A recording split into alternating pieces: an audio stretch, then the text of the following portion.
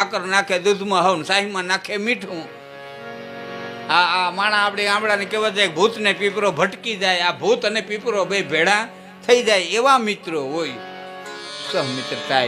અને સાતમો મિત્ર છે એ સ્વાર્થથી મિત્ર બને. હૃદયમાં મિત્રતા જેવી કોઈ ચીજ નથી, પણ પોતાનો હવારત પૂરો કરવા માટે થઈ અને મિત્ર બને. અને જેવો હવારત પૂરો થાય એવો ઝેર દેતા અચકાય નહીં. એનો હવારત પૂરો થાય તો ઝેર દેતા અચકાય. આવા દાખલા ઘણા બન્યા છે. તો 7 પ્રકારના મિત્ર થાય.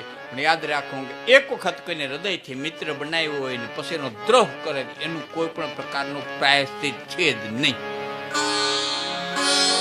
જેમ તીર્થસ્થાનની માલિકો કરેલું પાપ છે એ વજ્રનું બની જાય, મિત્રના દ્રોહનું પાપ છે ને એ વજ્ર બની જાય છે.